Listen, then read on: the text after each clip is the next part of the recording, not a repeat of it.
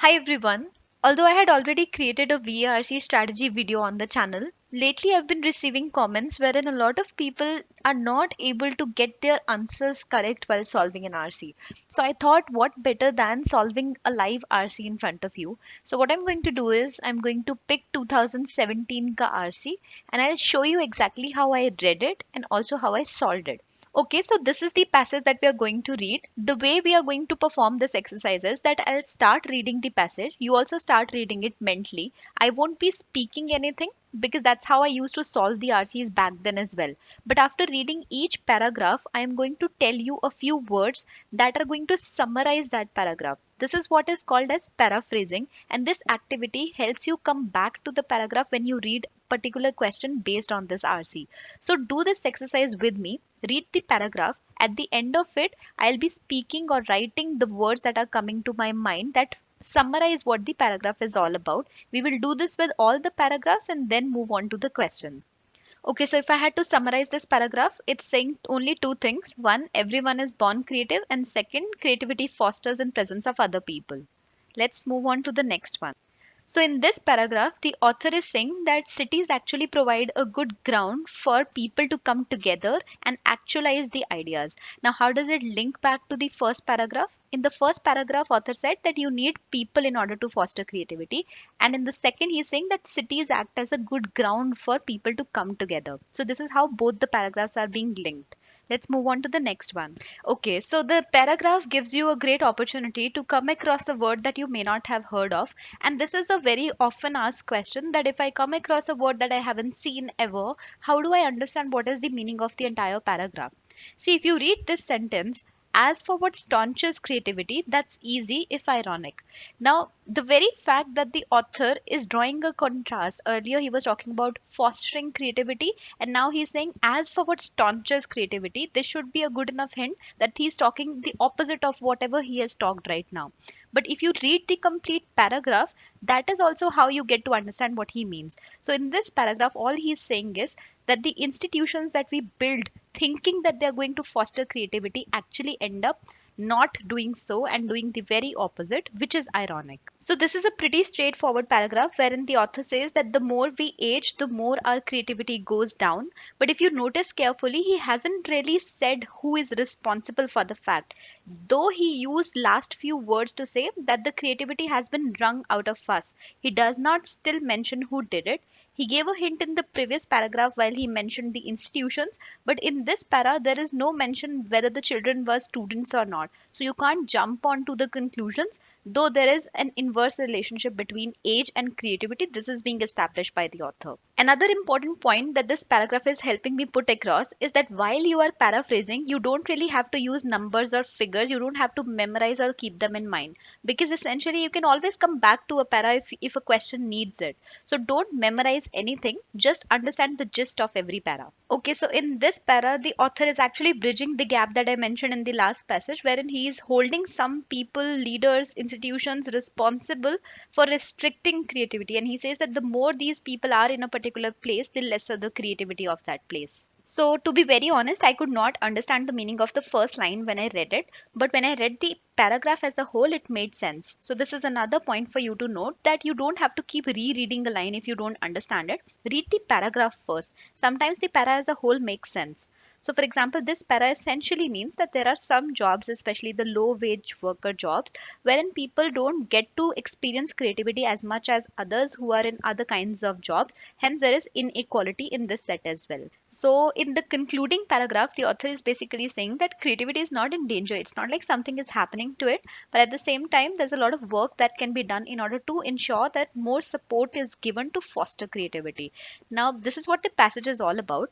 During preparation stage, it's always better if you also paraphrase the entire passage, which means that you come up with a short summary as to what the passage is talking about, or in other words, what we call as the central theme of the passage. I won't be taking it up here, even though I've listed the paraphrasing of each para for you. The reason is because there's a question pertaining to it, so we'll take it up at that point of time. I will start with the first question now. I always used to read the passage first, then look at the questions, never the other way around or reading the questions in between. You can follow the different methods that are there and see what works out for you. This is what worked out for me. Starting with the first question, then moving on to the sixth question, and thinking whether I would want to attempt it or not or skip it for later. Okay, so first question is actually a pretty great example because in questions wherein you are asked accept or all of the above, it's a great idea to revisit the paragraph. Generally, there are a few words that render a particular option correct or incorrect, so it's important to look for these. I'll give you this example. So, because of the paraphrasing, you're already aware that we are going back to the second para. When you read it, just look out for the important words that are going to help you mark the right option. So, we have diverse population, dense social network, public spaces, then we have infrastructure for finance, organization, and trade. So these are the keywords. Now going back to the question, if you look at the first option, it talks about spaces. So there was public spaces, then talks about different and novel ideas from varied group of people. So this is diverse. And then financial institutions and networks. This is talking about the trade aspect. But in the last option, so in the first three options, I've told you what is right with each option. But in the last option, if you see, there's a word called as cultural activities. There is no mention of cultural activities in the entire paragraph. So this is that word or that logic or that rationale that I kept talking about in the other video as well, which you need to look out for, which renders a particular option correct or incorrect. In this case, cultural activities is that word. Moving on to the second question. So this is a type of question wherein you would need to come up with a reason why each and every option is wrong. Generally, when you don't have all of the above or except kind of questions, you need to look out for what is wrong in every option in order to select the right one. This is what we call as the elimination method.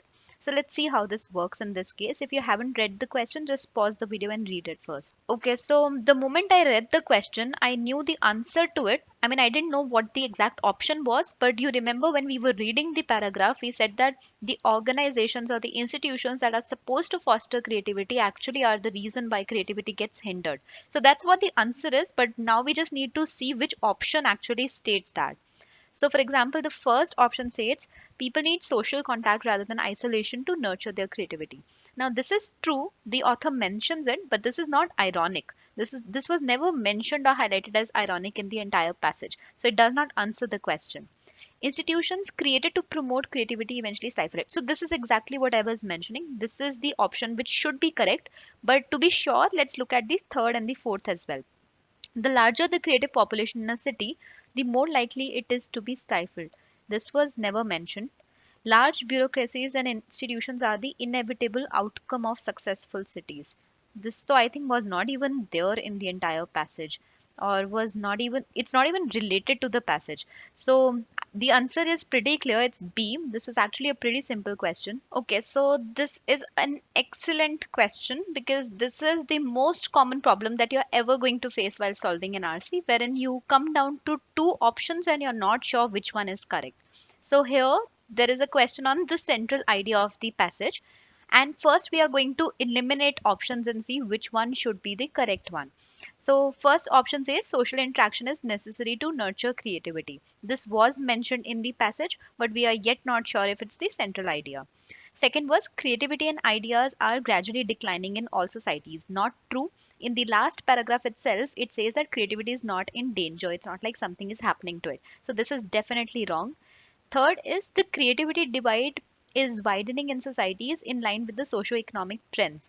So again, this line is exactly the line that I was mentioning that I could not understand in the first go. So I'm not very sure if this is the correct one or not. We'll put it on hold for now. And the final option, more people should work in jobs that engage their creative faculties.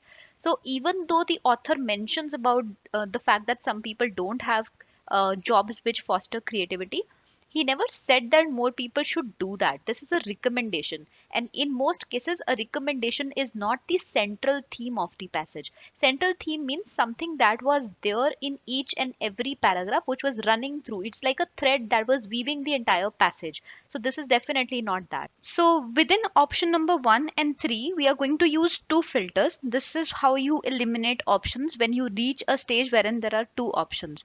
First filter you use is whether the point is factually correct, that is, hasn't been mentioned in the passage. And the second filter you use is whether it fits the question, that it does it answer the question. Is it the central theme of the passage? So the first option, social interaction is necessary to nurture creativity. This has been mentioned a lot of times in the passage, so this definitely is true. And when it comes to option C, the creativity divide is widening in societies in line with the socio-economic trends. So let's go back to the paragraph and check if that's true. So it says that creativity follows the same general contours of the great socio-economic divide, our rising inequality that plagues us.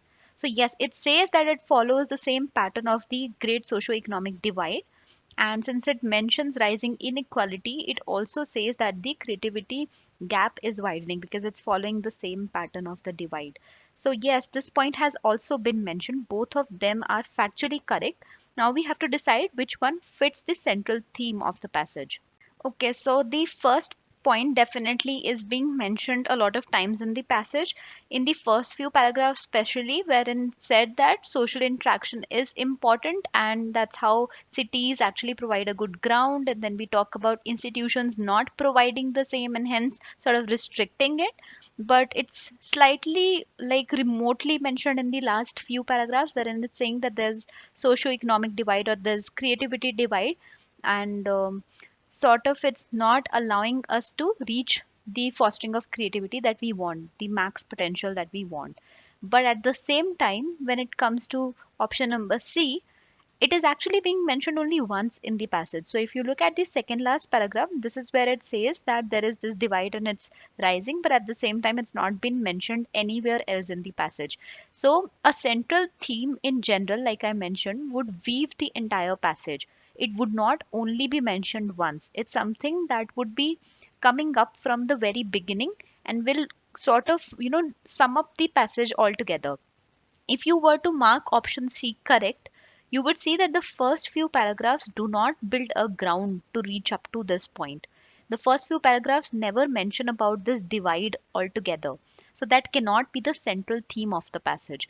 Here, I would have marked option A correct. I think I marked option A correct when I was attempting this at that point of time. I had the same slot, but I'm not very like if I were to, if there was an option C which was way stronger than the current option, wherein that was mentioned multiple times in the passage, then it would have been a really difficult question.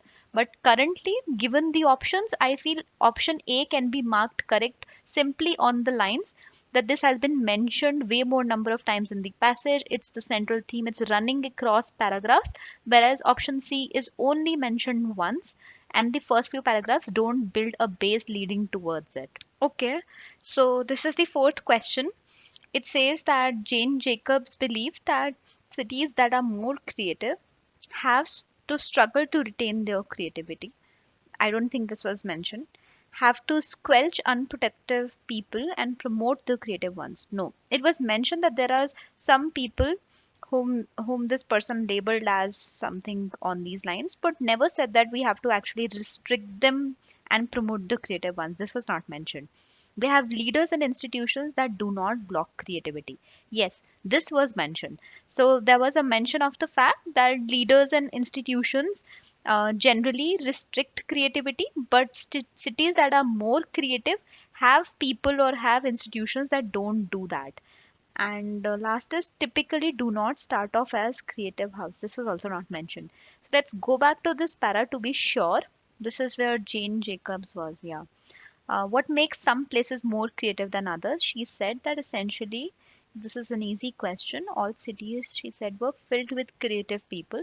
That's our default, but some cities had more than their share of leaders people. Yeah, so she says that some cities had more than their share of leaders, which restrict creativity, and hence the cities that are more creative have less of these people, and hence option C is correct. Okay, so the fifth question talks about that study wherein I mentioned that you don't have to memorize any figures, so we know which paragraph to go back to. It says that as they get older, children usually learn to become more creative. No, it says less creative. So this is the opposite of that. It says the more people age, the less creative they become. So the first option is definitely wrong. Option B, schooling today does not encourage creative thinking in children. So there was this mention of institutions restricting creativity, and I'm not sure if this was directly mentioned. Let's put it on hold.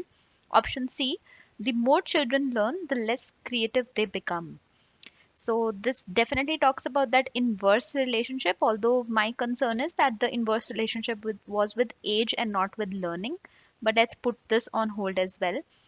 Finally, technology today prevents children from being creative. This is definitely wrong. Technology was not mentioned in the passage. So now we have two options, B and C. Okay, so for this, I have gone back to paragraph 3 and 4. In the third paragraph, schools have been mentioned actually twice, and it says that many of the schools actually, which are built to foster creativity, actually end up doing the opposite of that, which means that they are probably not helping fostering creativity. Whereas in the option in for the third option, we refer to fourth paragraph, which, like I had mentioned, it talks about age. Even in the last line, when it sums it up, it says, by the time we are adults, our creativity is already hindered. But it never talks about learning aspect. It just says that when we age, our creativity sort of goes down. It gets restricted. But it never says that the more we learn, the more, the less creative we become. So I think that's why option B should be the correct option. We'll refer back to it. It says schooling today does not encourage creative thinking in children, which should be the correct option. It's been mentioned in paragraph number 3. So the last question says the author's conclusions about the most creative cities in the US, paragraph 6, are based on his assumption that. Okay, so I'll have to refer back to the para because I don't really remember what he exactly says. So we'll start from here. According to my own estimates, roughly a third of us in the US and perhaps as much as half of us in most creative cities are able to do work which engages our creative faculties to some extent, whether as so many occupations, those of us who work with our minds.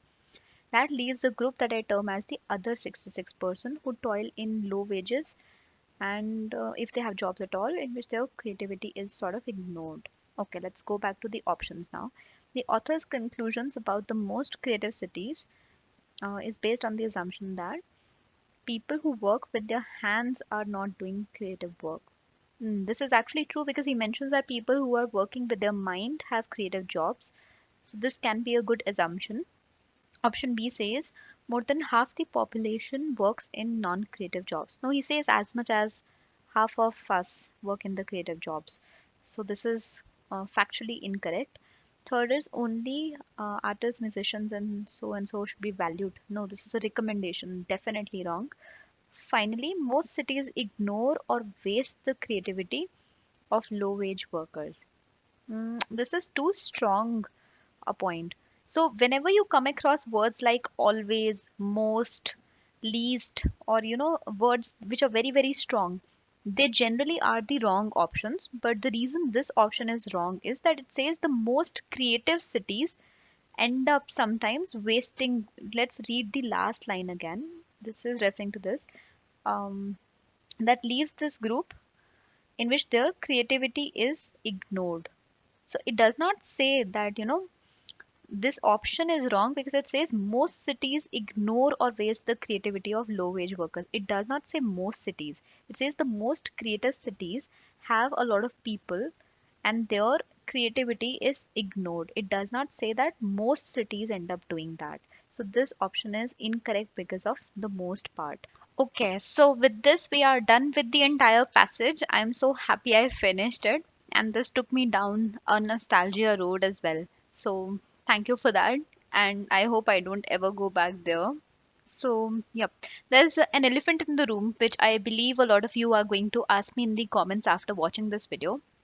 That I took so many minutes to solve this RC. See, while I am solving it and also telling you how to solve it, it's obviously going to take more time.